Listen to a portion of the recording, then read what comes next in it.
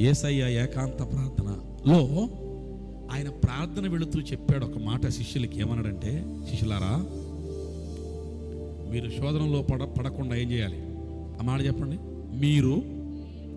మీరు శోధనలో పడకుండునట్లు మెళకువగా ఉండి ప్రార్థన చేయుడి.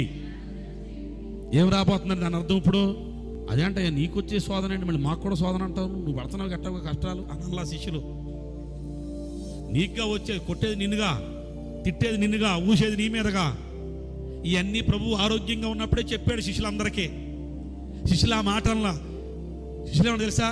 శిష్యులు చెప్పాడు, అయ్యా మీరు శోధన వస్తుంది, మీకు కూడా వస్తాయి శోధనలు, మీకు కూడా వస్తాయి కష్టాలు, మీకు కూడా వస్తాయి బాధలు. ఆ బాధలు, ఆ కష్టాలు, ఆ శోధనలన్నింటి మీద జయాన్ని పొందుకోవాలంటే ఇప్పుడు మీకేం కావాలా? మెళకువతో కూడిన ప్రార్థన కావాలి.